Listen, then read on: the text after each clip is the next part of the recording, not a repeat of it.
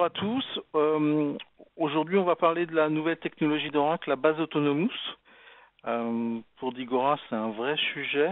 Pour ceux qui ne connaissent pas Digora, nous administrons et utilisons des bases depuis plus de 20 ans. Donc le concept de la base Autonomous est pour nous vraiment un sujet à étudier. C'est une nouvelle opportunité. Donc aujourd'hui, on est intéressé par cette technologie. Je vais céder la parole à Alain. Oui, Je suis désolé, je ne serai pas avec vous pour la conclusion, parce qu'il faut que je m'en aille. Mais voilà, pas je pense d'inquiétude, que je prendrai toutes les questions après par écrit. pas de souci. On essaiera d'en traiter également pendant le séminaire. Voilà, bonjour à toutes et à tous. Donc, je suis Alain Scazola et je suis en charge du développement des offres autour de tout ce qui concerne la base de données. Euh, donc aujourd'hui, effectivement, nous allons parler d'un sujet qui m'est cher, qui est Autonomous Database. Et on va déflorer un petit peu cette nouvelle gamme de produits, puisqu'on peut l'appeler ainsi, qui concerne la base de données autonome.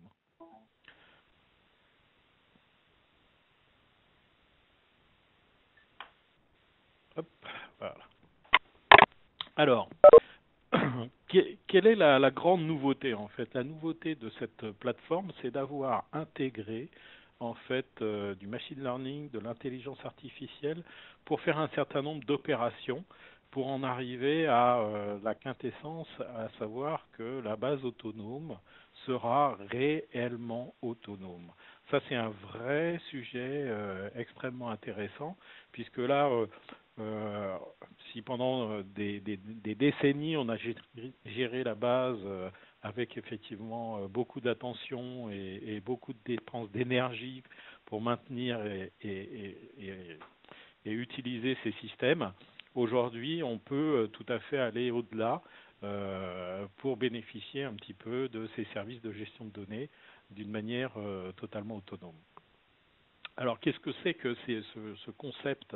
La première chose, c'est qu'effectivement, la base de données fonctionne toute seule. On est arrivé à un tel point d'automatisation et d'usage de ces nouveaux process d'intelligence artificielle et de machine learning pour en arriver à automatiser complètement à la fois la base de données, mais également son infrastructure. Donc ça, c'est l'usage qu'on peut en faire, mais également le cycle de vie, à savoir toute la surveillance du système et son tuning de façon à optimiser les performances. Le deuxième point, extrêmement important, c'est la sécurité. On sait qu'aujourd'hui, la sécurité des données est un vrai sujet. Tous les jours, on s'aperçoit que des entreprises se font pirater, pas plus tard qu'hier encore. Donc voilà, aujourd'hui on offre nous cette plateforme qui sera vraiment à niveau pour tout ce qui est automatisation de la sécurité, à savoir tous les patchs de sécurité, etc., qu'on va fournir sans arrêt de service. Et en fait, le troisième grand élément qui caractérise cette plateforme, c'est qu'elle est self-repairing, c'est-à-dire que en fait, tout ce qui est administration, tuning, etc., est complètement automatisé. Ça a un principal bénéfice, c'est de maximiser la disponibilité de ces environnements. Donc voilà les trois éléments de départ un petit peu qui ont été à l'initiative de créer cette base autonome. Alors, qu'est-ce que c'est que cette base? C'est un trépied. Ce trépied est constitué d'une partie infrastructure, et pour l'infrastructure, quoi de plus naturel que d'utiliser les exadata? Donc, c'est la plateforme la plus productive pour gérer des bases de données Oracle. Derrière, au sein de cette infrastructure, on positionne des bases de données en 18C, la dernière version de la base de données, qui permet justement d'avoir un grand nombre de choses en termes d'automatisation. Et elle est positionnée, l'ensemble est positionné dans notre cloud Oracle et fourni sous forme de service. Alors, c'est exclusivement dans le cloud Oracle. Ça n'est pas en mode on-premise aujourd'hui, et ça ne le sera là, je ne peux pas et voir un petit peu ce qui se passera dans l'avenir, mais aujourd'hui, ce n'est pas du tout le cas. Et ce service est naturel puisqu'on a fourni bien évidemment la plateforme d'intelligence artificielle de machine learning qui surveille un petit peu tous ces processus liés à l'usage de cette plateforme Autonomous Database. Alors ce machine learning, cette intelligence, on va la retrouver à différents niveaux. Ça peut être effectivement aussi bien au sein de la base de données quand on va optimiser les charges de travail, ce qui va permettre derrière que la plateforme va réagir et automatiquement s'adapter en fonction de ce qui se passe sur cette plateforme. On pourra donner par exemple un exemple où vous auriez besoin, par exemple, le système s'aperçoit qu'il y a un gros batch qui tourne le samedi, et donc le système va automatiquement créer peut-être les index nécessaires le vendredi soir, qui seront peut-être détruits d'ailleurs le dimanche ou après le traitement si ça s'est bien opéré. Voilà, typiquement, c'est ce genre de choses qu'on peut avoir. On peut avoir aussi, bien évidemment, au niveau de la sécurité, et là, on sera peut-être un peu plus externe à la plateforme intrinsèque elle-même, puisqu'on va surveiller, bien évidemment, tout ce qui est accès, etc., pour protéger le système, à la fois de ce qui pourrait venir de l'extérieur, mais également qui pourrait venir de l'intérieur de notre cloud. Typiquement, on pourrait peut-être imaginer qu'on a des personnes malveillantes qui chercheraient à rentrer dans le système. C'est pas possible dans la mesure où on a verrouillé tous les accès pour à la fois interne et externe. Et le système va se protéger automatiquement et appliquer les patchs ou prendre les décisions ou alerter si nécessaire sur les systèmes. Bon, il y a bien évidemment tout ce qui est surveillance et diagnostic des environnements pour voir si jamais il y a des anomalies et donc des systèmes qui seraient en faute ou en erreur ou quoi que ce soit, et le système prend des décisions pour corriger, appliquer des patchs éventuellement ou corriger les systèmes, voir si c'est un nouveau cas d'usage ou une nouveauté, d'alerter et de lancer les SR nécessaires auprès des équipes. Alors, qu'est-ce que ça veut dire que l'automatisation totale du cycle de vie de la base de données? Alors, la première chose, et vous le verrez, il y a des petites croix rouges, toutes ces choses-là sont des choses qui sont issues du développement de la base de données depuis des décennies. On utilise bien évidemment au mieux toutes les technologies, toutes les solutions qu'on a intégrées dans la base de données, et ce, en quoi c'est déjà un système qui est vraiment depuis des décennies à la page du progrès, mais on a bien évidemment intégré tout ce qui est machine learning et intelligence artificielle en plus. Donc la première chose, c'est on va provisionner les environnements. Donc on va créer en fait des infrastructures dans des clouds Exadata, hein, et on va pouvoir provisionner des environnements, donc une base de données qui sera en rack d'une manière automatique, et éventuellement on pourra aller au-delà pour des notions de sécurité, de plateforme globale, et on pourra à venir faire de l'Active Data Guard. En termes de sécurité, je vous l'ai dit, c'est un axe vraiment important. Donc, on va surveiller toutes les menaces qui se passent, hein, internes, externes, à l'environnement, via les applications ou via l'administration des plateformes. Le système va appliquer automatiquement tous les patchs de sécurité online, donc ça c'est fait, hein. Et puis toute la surveillance des administrations, des administrateurs, systèmes, bases de données, etc. est verrouillée par des options comme DB Vault, et bien évidemment toutes les données qui seront intégrées à l'intérieur sont chiffrées. Donc si jamais quelqu'un utilise vos fichiers, on pourra bien évidemment pas faire grand chose dessus, c'est clair.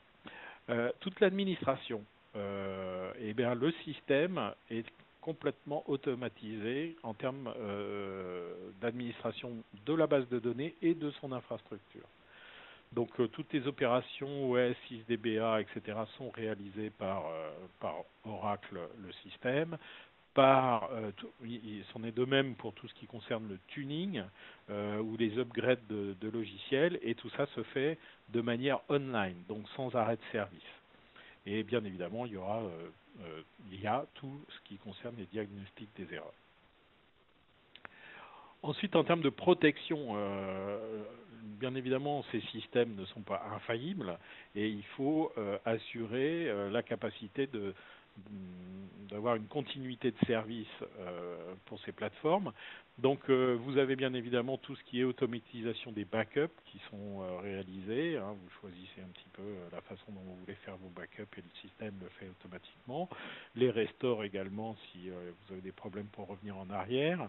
On peut aller au-delà en utilisant du transparent failover pour que les applications elles-mêmes puissent détecter des problèmes de connexion et automatiquement faire le nécessaire pour relancer ces services.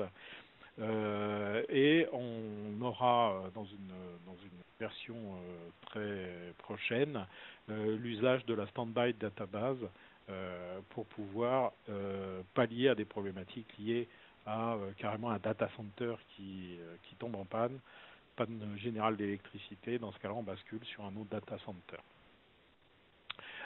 Une notion extrêmement importante, c'est la montée en charge et la capacité justement de pouvoir faire ce genre de choses est extrêmement importante, surtout quand on est dans un modèle cloud.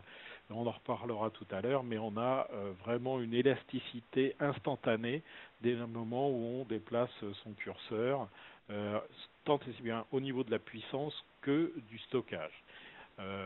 Et ça, indépendamment l'un de l'autre.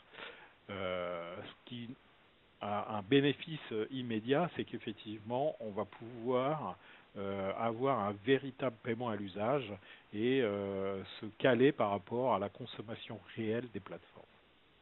Le dernier sujet, c'est l'optimisation de ces bases de données, de ces plateformes. Donc là aussi, le machine learning fait tout le nécessaire pour optimiser sa plateforme en fonction des charges de travail qui lui sont affectées. Donc il y a plusieurs aspects des choses. On va pouvoir travailler effectivement sur la mémoire, mais sur les formats des data, on le verra tout à l'heure quand on fera un parallèle entre, par exemple, du data warehouse ou du transactionnel. On va pouvoir, comme je l'ai dit tout à l'heure, créer des index à la volée, gérer le parallélisme, s'occuper des plans d'exécution, etc., en fonction des types de charges de travail. Voilà. Donc le système a un avantage, c'est que l'optimisation se fait d'une manière permanente. On n'est pas obligé d'attendre d'avoir un problème de performance pour regarder ce qui se passe. C'est le système qui prend lui-même les décisions adéquates pour avoir la performance optimale. Alors, on a une vraie gamme autour de Autonomous Database. On a en fait cette base-là est spécialisée en fonction de deux grandes façons d'utiliser. Soit on a de l'Autonomous Data Warehouse qui concerne en fait toutes les charges décisionnelles. Et dans ce cas-là, on englobe bien évidemment tout ce qui est data warehouse, data mart, etc. Des moments où on va avoir de l'analytique, du reporting, etc. sur le système. Ça peut être aussi des bacs à sable pour les data scientists ou utiliser des data lakes également pour tout type de données à l'intérieur de cette base. Ça, c'est la version décisionnelle et on a une version transactionnelle. Donc, en fait, les moteurs sont paramétrés en fonction de ces types de charges. Et le Transaction Processing, Autonomous Transaction Processing, son petit nom, lui concerne bien évidemment tout ce qui est base de données pour des applications type transactionnelles, qu'elles soient départementales, voire critiques. On va pouvoir utiliser ces services également, comme on est sur un Exadata, pour consolider un grand nombre de bases de données sur ce type de plateforme. Et on pourra aller aussi toucher du doigt une chose extrêmement importante, c'est que souvent dans les applications transactionnelles, on a bien évidemment du reporting qui peut être fait ou des analyses. Et faire des analyses en temps réel, c'est un vrai gain de valeur pour les entreprises, chose qui est rarement faite. Donc là, on peut utiliser ATP pour charger ces applications transactionnelles et faire de l'analyse temps réel dessus. Alors quand on disait que ces deux plateformes sont effectivement spécialisées, voilà, typiquement quand on est dans ADW, Autonomous Data Warehouse, on va utiliser plutôt des formats colonnes qui sont plus adéquates pour des problématiques liées à des sommes, à des calculs, etc. Le système va créer les agrégats de données, va utiliser l'option in-memory pour faire des jointures, etc., des agrégats de colonnes. Voilà, on est plus dans un mode décisionnel et dans un mode transactionnel, on va plutôt orienter ça sur bien évidemment de l'accès en mode ligne. Et donc dans ce cas-là, on va avoir besoin de créer des index pour accéder à ces informations-là. Et on est plus dans une logique classique où on va essayer d'optimiser les I/O et de bénéficier des caches mémoire. Tout ça, bien évidemment, qu'on soit dans un mode ou dans un autre, on utilise bien évidemment tout ce qui est mise à jour des statistiques en temps réel, de façon à bien fonctionner. Et le système aussi analyse avec l'intelligence des problématiques liées à des régressions. On pourrait imaginer par exemple qu'on a un paquet de requêtes, le système crée un index, et puis finalement, pour quelques requêtes particulières, cet index-là prend plus de temps. Et dans ce cas-là, le système analyse et sait taguer ces requêtes-là pour rejouer ces environnements dans un profil particulier et rester dans le mode initial qui était peut-être plus bénéfique. Alors, en termes, on en a parlé tout à l'heure, un des modèles importants du cloud, c'est l'élasticité. C'est nécessaire d'avoir la capacité justement de s'adapter aux besoins de l'entreprise ou des applications. Typiquement, on pourrait imaginer que, à un moment donné, on a une clôture trimestrielle et pendant ce temps-là, il faut faire un batch qui est lourd et qui prend du temps. Et donc, on pourrait le réduire en ayant la capacité de pouvoir augmenter le nombre de CPU liés à cette période-là. C'est identique bien évidemment pour le stockage. Si on a besoin de plus de stockage, on peut aussi faire une demande particulière pour augmenter. Mais la puissance CPU est extrêmement intéressante et c'est indépendant justement du stockage. On pourrait très bien rester dans un stockage limité à 2 Tera par exemple, mais utiliser 100 CPU. Et ça, c'est un des gros avantages du système, c'est que on n'est pas enfermé dans un carcan qui dit que voilà, quand je prends tant de CPU, j'ai tant de stockage. Et si j'ai besoin de plus de stockage, alors il faut prendre plus de CPU.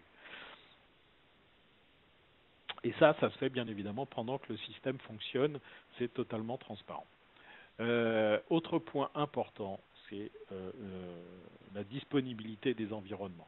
La plateforme Exadata 18C dans le cloud avec tous ces process pour administrer, gérer, est là pour vous fournir une disponibilité jusqu'à 99,995. Ça, c'est dans le modèle où justement on va utiliser Active Data Guard avec des niveaux de service justement extrêmement importants qui correspondent à peu près à moins de 2 minutes et demie par mois. Et ça, je veux mettre un petit point sur ce sujet-là. Ça comprend les arrêts de service planifiés et non planifiés. D'accord ? On est vraiment dans les environnements, ce qui n'est pas souvent le cas quand on va prendre des solutions concurrentes. Enfin, on peut parler performance. La plateforme Exadata est un gage de performance en elle-même. Donc l'usage, si vous aviez une application et que vous la transfériez sur Autonomous Database et que vous étiez dans un environnement classique, vous allez voir tout de suite des bénéfices. D'accord. Néanmoins, on a fait quand même des tests pour regarder ce qui se passait entre une application qui était déjà dans un environnement type Exadata et on l'a mis dans Autonomous Data Warehouse là, en l'occurrence, pour regarder les différences. Et out of the box, c'est-à-dire sans optimisation, on a enlevé les index, etc., on a récupéré en fait un environnement qui était au moins aussi bon que l'environnement initial. Donc ça veut dire qu'en termes de performance, il y a vraiment des gains qui sont faits tels quels quand on va utiliser la plateforme. Deuxième élément, on a fait des différences et on a comparé une application sur notre plateforme Autonomous Data Warehouse et on a regardé un peu ce qui se passait si on mettait de l'Oracle dans Amazon. Et là, effectivement, dans Amazon, il n'y a pas d'Exadata, déjà d'une part.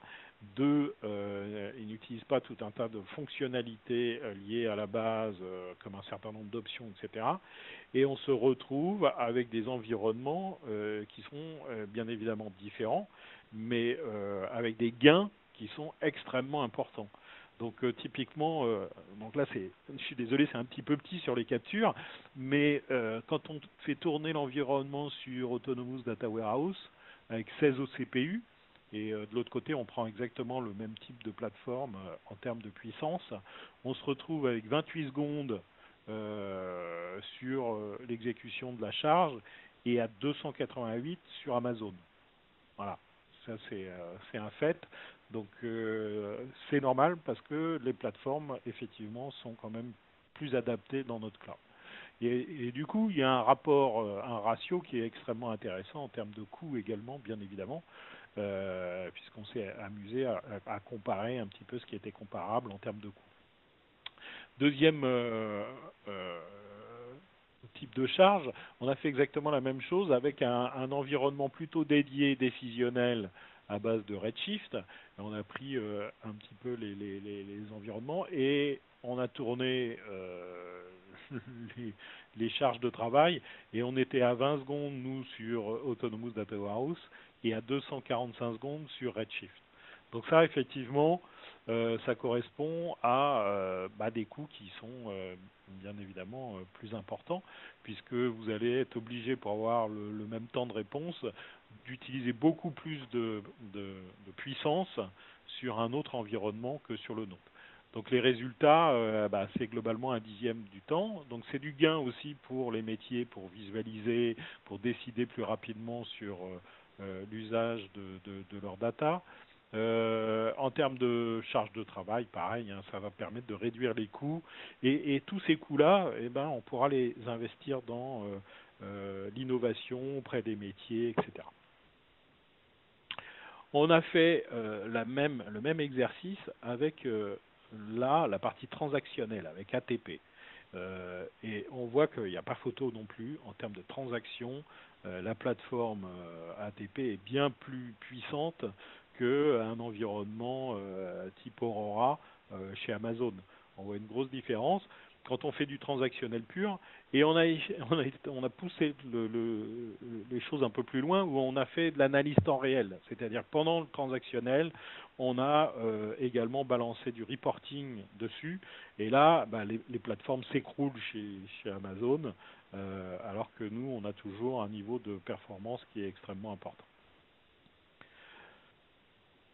Autre point également remarquable sur la plateforme Autonomous Transaction Processing, c'est le self-tuning. Et globalement, on a fait un test extrêmement intéressant et enrichissant. On a pris l'environnement NetSuite, un environnement qu'on a racheté chez Oracle, qui est en fait un ERP pour des PME, TPE, etc. Et cet environnement-là, qui était un environnement on-premise depuis des années, depuis des dizaines d'années, qui a été optimisé aux petits oignons, qui a vraiment eu une attention toute particulière, on a pris l'environnement, puis on l'a mis dans Autonomous. Et en fait, ce qu'on a fait, c'est qu'on a enlevé tous les index, et on l'a remis dans ATP, et on a laissé ATP gérer, comprendre le système et créer les index dont il avait besoin. Et ce qui se passe, c'est que on a fait des corrélations pour regarder en termes de performance ce qui se passait. Eh bien, les temps d'exécution d'une charge, c'était 1172 en mode on-premise, en expert. Et en Autonomous, voilà, on était à 1155, on avait exactement le même niveau de performance. Par contre, ce qui se passe, c'est qu'en termes d'index, voilà, on avait généré des tonnes d'index en mode classique et en Autonomous, on a généré que 1700. Donc globalement, on a les performances identiques, mais avec un système qui a beaucoup moins d'index créés. Donc c'est tout. Ça, ce sont tout de suite des bénéfices quant à l'usage, à la maintenance, à l'évolutivité de ce type de plateforme. Alors, pour donner un exemple, de voir comment ça fonctionne, voilà, je vais créer une base Autonomous, je vais me loguer, derrière j'arrive dans mon portail, et dans mon portail je vois qu'effectivement je peux créer en bas Autonomous Data Warehouse. Donc ce que je vais faire, c'est que je vais aller dans la console Autonomous, le service auquel j'ai le droit, et je vais créer une instance. Donc pour créer une instance, c'est hyper facile, je donne un nom. Derrière, comme je me suis connecté, tout va bien sur mon nom, et je vais prendre 4 CPU et 4 Tera. Voilà. Je mets un mot de passe, et c'est juste, je vais aller dans Next pour voir effectivement la confirmation de ce que j'ai demandé, tout va bien, et je vais créer mon environnement. Voilà, c'est tout ce que j'ai à faire pour utiliser une base de données en mode autonome dans nos systèmes. Donc là, voilà, il va créer effectivement les services, je peux aller regarder un petit peu ce qui se passe, etc. Voilà, je vais revenir en arrière, et en bas à droite, voilà, je vais pouvoir aller dans le menu et pour vous montrer que je peux démarrer, arrêter, redémarrer mon service, le faire monter en charge ou l'arrêter de détruire totalement. Voilà, j'ai accès à tout moment à l'usage de ma base. Alors ce qu'on a fait, c'est qu'on a fait un petit exemple et on a voilà, un service Autonomous dans lequel on a mis juste 6 milliards de lignes avec, vous voyez, plein de choses, des commandes, 1,2 milliard de commandes pour 9 millions de fournisseurs, etc., avec 6 millions de clients, rien que ça. Et ça, voilà, on utilise un produit chez nous qui s'appelle Oracle DataVis pour regarder ce qui se passe dans les données. Et on a fait une petite requête bien trapue avec une closeware à rallonge, voilà, avec un paquet de clauses. Cette requête, eh bien, avec 4 OCPU que j'ai demandé tout à l'heure, elle tourne en 102 secondes. Voilà. Mais ce que j'ai la possibilité à tout moment, voilà, ça c'est une API REST qu'on a mis dans l'application, de pouvoir faire bouger. Donc je vais mettre 16 OCPU, donc 4 fois plus, et je vais voilà, relancer ma requête. Et cette requête qui faisait 102 secondes, eh ben, elle va mettre moins, évidemment, et 13 secondes et demie. Voilà. Et donc là, j'ai un environnement, vous l'avez vu, complètement élastique, complètement dynamique. Je peux modifier la puissance à l'envie, comme la réduire ou l'arrêter. Alors, il y a 2 options de déploiement pour Autonomous Database. Une version aujourd'hui qu'on appelle serverless, qui est en fait, on va voir le détail, mais un environnement qui est partagé, et un environnement dédié. Donc là, actuellement, c'est en bêta, et ça va arriver dans les mois qui viennent, une version dédiée. Alors, quelle est la différence? Globalement, quand vous êtes en mode serverless, vous avez un PDB qui vous est attribué et qui va être positionné sur une infrastructure Exadata dans une région. D'accord? Donc vous définissez par exemple, je vais être en Europe, à Francfort, ou en Angleterre, ou aux États-Unis, etc. Vous choisissez l'endroit où vous voulez positionner vos data. Et nous, on va gérer complètement le positionnement de cette instance. On va gérer le patching, comme on l'a vu, tout ce qui est version, etc. et isolation de votre pluggable database à l'intérieur du système. Comme on utilise du RAC, eh bien, tout ce qui est rolling upgrade, fast failover et tout ça est assuré par l'environnement.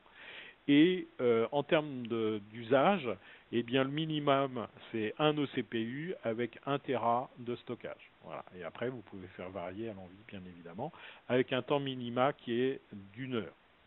Voilà. Si vous voulez arrêter au bout d'1 heure, vous avez fait un test, vous arrêtez, on arrête la facturation qui est liée à ça. Quand on est en mode dédié, là, on va être plus dans des applications de type consolidation d'un grand nombre de bases de données ou faire tourner des applications critiques. Donc là, on fournit une isolation qui est plus élevée parce que vous êtes isolé sur une plateforme en tant que telle de tous les autres locataires. On vous attribue directement dans ce cas-là un quart, un demi ou un full exadata dans la région que vous voulez, d'accord, avec un VCN qui est dédié, un virtual network qui est dédié à votre entreprise. Bien évidemment, là, il y a une durée minimale puisqu'il faut mettre en place les plateformes, etc., qui est un petit peu plus longue parce qu'il y a un mois. Hein. Et après, néanmoins, tous les logiciels sont facturés à l'heure en fonction de l'usage qui est fait, du nombre de processeurs que vous utilisez et du stockage. Donc ça veut dire quoi? Ça veut dire qu'en dédié, vous avez une meilleure isolation et ça se traduit en termes de sécurité, bien évidemment, puisqu'il n'y a personne d'autre sur le système, une meilleure performance, puisque vous êtes assuré qu'il n'y a pas d'autres locataires à côté qui feraient tourner un batch à un moment donné ou quoi que ce soit. Néanmoins, dans les exadata, on utilise le Resource Manager pour vous assurer que vous avez quand même une performance optimale pour vos charges. Mais vous contrôlez vous-même la densité que vous mettez sur vos plateformes, le surapprovisionnement éventuel, etc. Et vous avez également un meilleur contrôle sur les logiciels. C'est-à-dire que si nous on patch effectivement les modes serverless automatiquement, mais là vous pourriez dire par exemple je voudrais contrôler parce que ma montée de version, je voudrais qu'elle se fasse ce week-end-là ou ce soir, etc. Et donc on va pouvoir jouer sur des fenêtres de patching ou de montée de version pour contrôler un petit peu tous ces événements. Alors, très rapidement, Autonomous Data Warehouse, et bien évidemment les cas d'usage, on les avait vus tout à l'heure un petit peu sur Autonomous Data Warehouse et ATP sur les différences, mais voilà en quoi ça correspond, c'est globalement des nouvelles applications, type Data Mart, type Data Warehouse, pour faire de l'analytique. Donc si vous avez des besoins particuliers pour extraire des données très rapidement, les positionner dans Autonomous et faire les traitements qui vont bien avec les outils que vous voulez parce que le système est ouvert et c'est toujours une base de données. Donc vous pouvez utiliser par exemple du Tableau, du Qlik, bien évidemment nos produits à nous comme du DataVis ou des choses comme ça. Vous pouvez bénéficier de ces environnements pour des bacs à sable pour data scientists qui eux là vont utiliser cette plateforme extrêmement performante et scalable pour pouvoir faire des tests sur des modélisations qu'ils peuvent avoir sur des données réelles. Et bien évidemment, on pourra utiliser également des data lakes, puisque la base de données pourra utiliser tout un tas de types de données, que ce soit des fichiers, des logs, etc., et bien évidemment des données structurées ou spatiales, géographiques, etc., j'en passe et des meilleurs.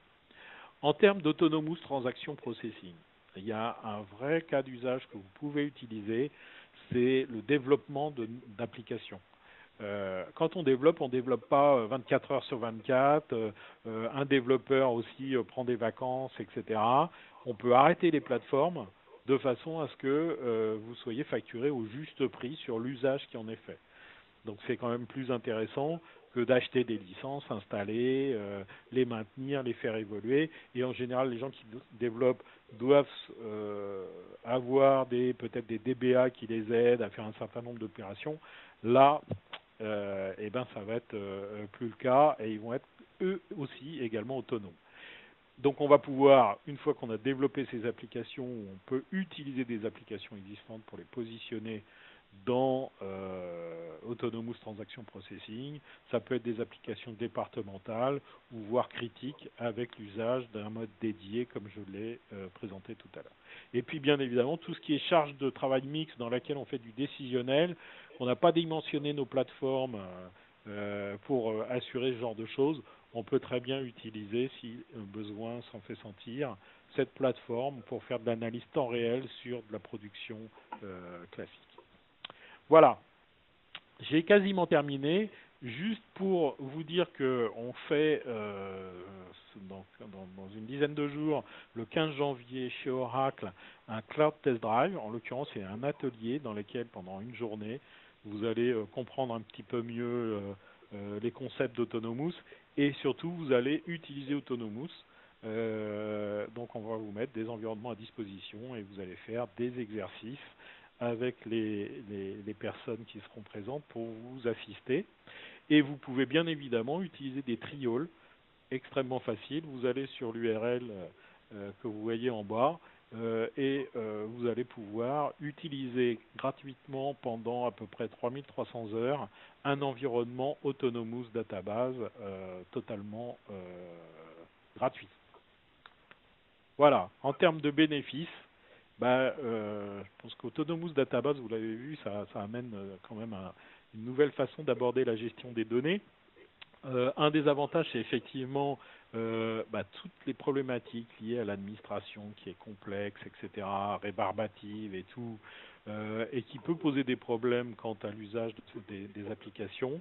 Eh bien, on va le réduire à beaucoup. Néanmoins, ça ne veut pas dire que le DBA n'a plus rien à faire. Un DBA sera toujours là pour apporter son savoir quant à la création des modèles, comment je vais pouvoir mettre plus de valeur sur l'intégration de mes données, etc. Gérer la sécurité, etc. Il y a vraiment beaucoup de choses qui, en général, sont peut-être arrivent au dernier moment et quand on est un peu contraint. Innover, donc ça, effectivement, recentrer un petit peu les talents sur la valeur métier et assurer la sécurité des données. Donc ça, c'est un vrai sujet, parce qu'aujourd'hui, on s'aperçoit que les bases de données sont pas souvent mises à jour en temps réel, et donc du coup, les pirates sont les premiers à exploiter les failles qui sont déjà présentes sur le système. Voilà, j'ai terminé. Je crois que je dois avoir un petit bruit derrière. Je peux prendre des questions si vous le voulez. Je ne sais pas s'il y a une radio ou quelque chose derrière. Y a-t-il des questions en ligne?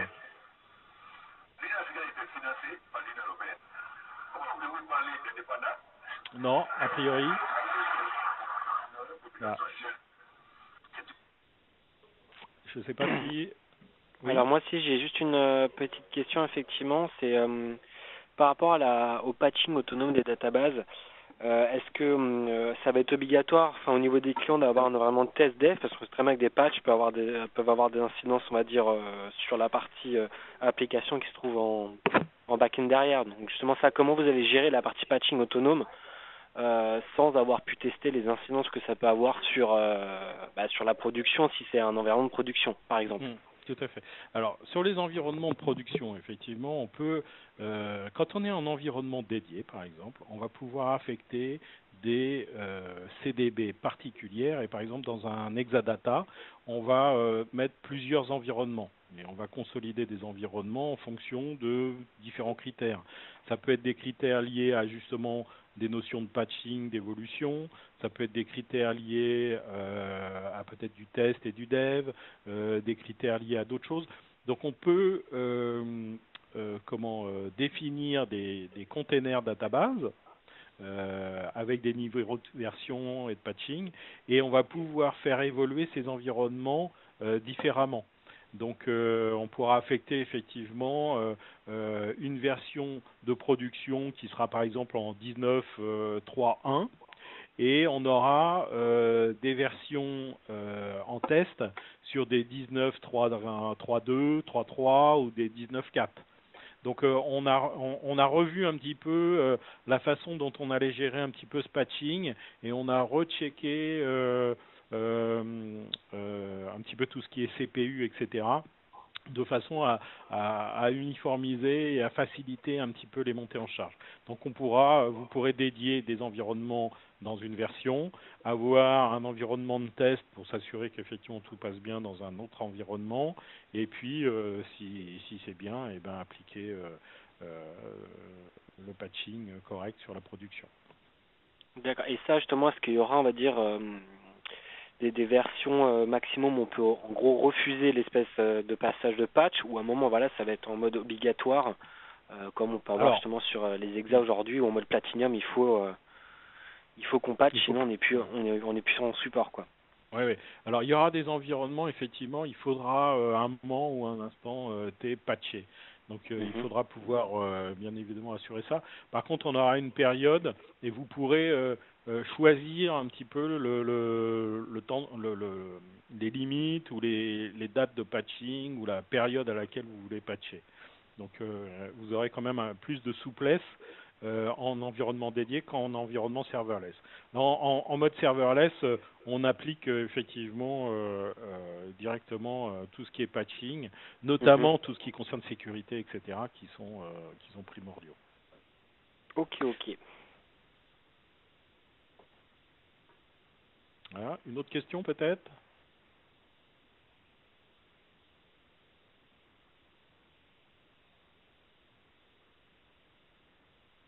Bien, bah écoutez, s'il n'y a pas d'autres questions, je vous remercie en tout cas d'être venu et n'hésitez pas, si jamais vous aviez des questions complémentaires, eh bien, de nous les fournir sans problème.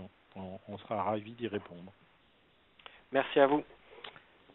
Merci et je vous souhaite une bonne journée. Au revoir. Au revoir.